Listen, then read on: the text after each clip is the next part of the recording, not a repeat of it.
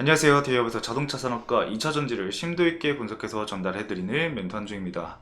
자, 오늘 에코인드림 함께 보도록 할 건데, 오늘 에코인드림이 엄청나게 큰 납폭가대를 좀 보였습니다. 그래서 우리 주주분들이 좀 많이 힘들어 하실 것 같은데, 에코인드림 같은 경우는 제가 주가 상승이 나오기 이전에 24년도에 폭풍 성장할 기업이다라고 하면서 말씀을 드렸었던 기업이기도 합니다.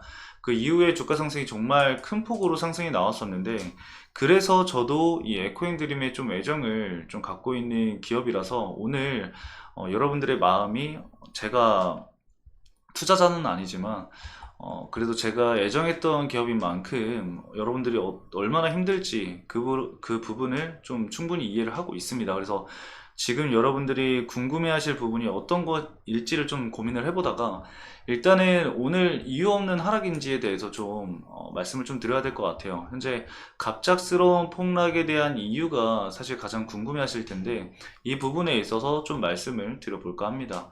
근데 우리가 지금 뭐 인터넷에 검색을 하든 뭘 찾아봐도 아무것도 사실 나와 있는 이슈가 없어요. 그래서 뭐 특별하게 악재가 나왔다던가 뭐 이런 부분에 있어서는 사실 없거든요, 내용이. 그래서 여러분들도 아마 검색을 해보고 지금 많이 답답해 하실 텐데, 제가 항상 이 에코인 드림을 촬영을 할 때마다 말씀드렸었던 부분들이 있어요. 바로 기술적인 부분과 그리고 수급적인 부분들을 항상 함께 좀 말씀을 드렸거든요. 뭐 대응이 안 되시는 분들은 추세 추종을 진행을 해서 대응을 하셔라, 뭐 이런 부분으로 좀 말씀을 드렸었는데, 오늘은 이런 부분에 좀 이유가 있는 것 같아요. 그래서 제가 항상 말씀드렸던 이 중요한 수급적인 측면이 갑작스러운 폭락에 대한 이유에 일부분 포함이 되어 있다라고 좀 생각을 하고요. 그 다음에 이제 제가 과거에 이 에코인드림이 이제 한 번씩 과도하게 좀 폭락이 나왔을 때, 하락이 나왔을 때 말씀드렸었던 얘기가 있어요. 바로 특정 종목, 이 특정 기업과 함께 동반 하락을 하는 모습들이 자주 보인다라고 좀 말씀을 드렸었거든요. 물론 상승할 때는 그 영향이 좀 크진 않았지만, 하락을 할 때는 그 영향을 좀 크게 받더라고요. 이제 약간 미증시와 국내 증시 같은 그런 느낌이라고 해야 될까? 약간 상승할 때는 따라서 상승을 하는 건 아닌데, 하락할 때는 또 커플링으로 인해 동반 하락한다라던가 이런 움직임을 좀 보여왔었거든요. 그래서 그런 부분에 있어서 오늘 함께 또 말씀을 드려볼 거니까 영상 천천히 시청을 해주시면 감사하겠습니다. 자, 그럼 본격적으로 에코핸드림 함께 보도록 하겠습니다. 자, 우선 에코핸드림 차트를 먼저 보시면은, 제가 사실 직전 영상에서 이런 말씀을 드렸을 거예요. 현재 에코핸드림이 추세 전환이 나올 수 있는 기로에 서 있다, 방향성을 정해지는 구간에 서 있다 라고 좀 말씀을 드렸습니다. 해당 이 방향성에 대해서 좀 말씀을 드렸었던 것은, 이 강한 장대 양봉이 형성이 되었을 때 뚫어야 하는 가격대와 돌파를 해야 되는 가격대와, 그리고 이 돌파를 하지 못했을 경우에 주가 조정은 추가적으로 나올 수 있다라고 말씀을 드리면서 지지 구간들을 좀 미리 체크를 해놨었어요. 지금 여기도 그렇고 이 가격대들도 그렇고, 제가 그 영상, 이전 영상을 보시면은 아마 그대로 선이 있을 겁니다. 그래서 이렇게 좀 체크를 해드렸었는데, 지금 보면은 65,000원 선을 돌파를 하지 못하는 모습이 나오면서 추가적으로 조정을 받은 모습이 나오고 있는 상황이죠. 사실 이 조정도 지수 영향이 컸습니다. 지수 영향이 커지면서 지수도 조정을 받고 큰 폭으로 지수가 이제 낙폭을 보여주면서 에코핸드림도 함께 조정을 받았는데, 그 조정을 받는 과정에서 지켜야만 했었던 이 지지 구간에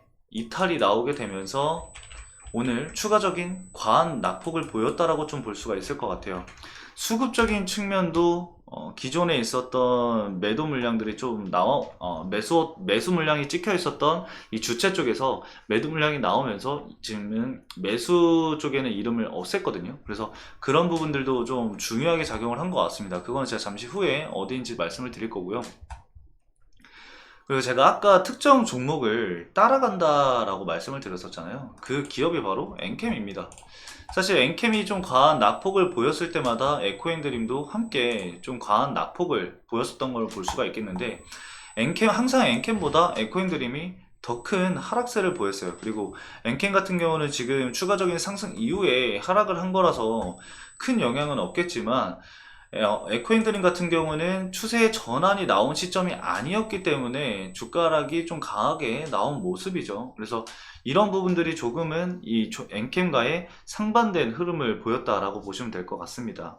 이 두 개가 왜 같이 움직이냐라는 의문을 가지실 수도 있는데 2차 전지 관련해서 모두가 조정이 나왔을 때 전구체 관련해서 그리고 전해액 관련해서는 이제 FEOC 관련해서 이슈가 있었습니다. 그쵸? 그런 이슈를 통해서 해당 두 종목이 주가 상승이 좀 강하게 나왔어요. 먼저 이제 엔캔 같은 경우는 강한 상승세를 보였었고 그 이후에 이제 좀 늦게 출발을 했던 기업이 바로 에코인드림인데 이런 좀 시장과 좀 상반되게 주가 상승이 강하게 나오는 기업들이라서 그런 기업들에 들어가는 뭐 수급이라던가 이런 부분들이 비슷할 수 있어요. 그래서 좀 과한 상승이 나왔던 종목이라고 판단을 해서 주가가 조정이 나오게 되면은 뒤따라서 상승했었던 종목들도 주가 조정이 나오기 마련입니다. 그래서 그 영향을 함께 받았다라고 좀 생각을 해주시면 될 것 같습니다. 그래서 엔캠의 하락과 그리고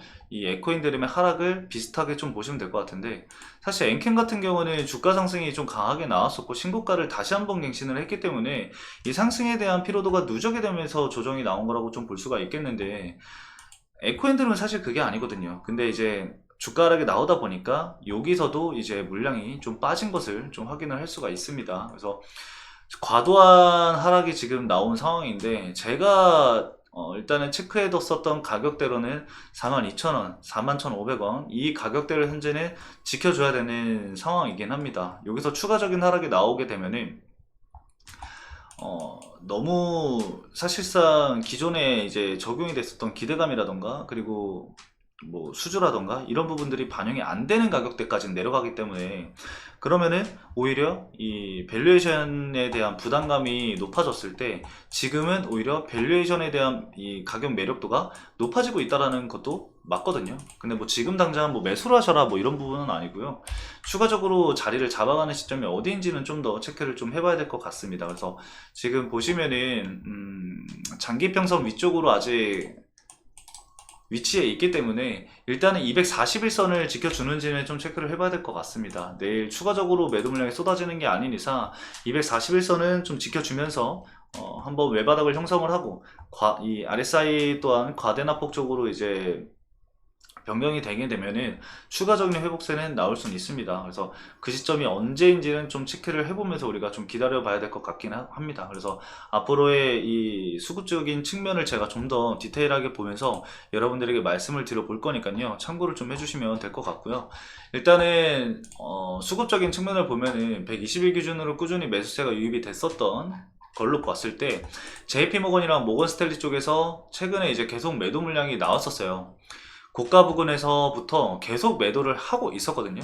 이제 3월 29일부터 꾸준히 좀 매도를 했었는데 오늘 JP모건이랑 그리고 모건스탠리 쪽에서 가지고 있던 물량들을 전부 매도를 진행을 한 것으로 체크가 되고 있어요. 그래서 다소 좀 주의가 필요했었던 부분이 있을 수 있었고 그리고 삼성증권 쪽에서도 좀 많은 물량이 나왔습니다. 거의 한 9만 주가량 매도 물량이 쏟아졌고 이 물량들을 따로 가져간 주체가 지금 보이지 않고 있기 때문에 내일 수급이 좀 더 중요하게 적용이 되지 않을까 생각이 듭니다. 그래서 수급적인 부분은 제가 계속해서 체크를 좀 해보면서 여러분들에게 말씀을 드려볼 거니까 영상 체크하시면서 수급적인 부분들 꼭 체크해 가시길 바라겠습니다.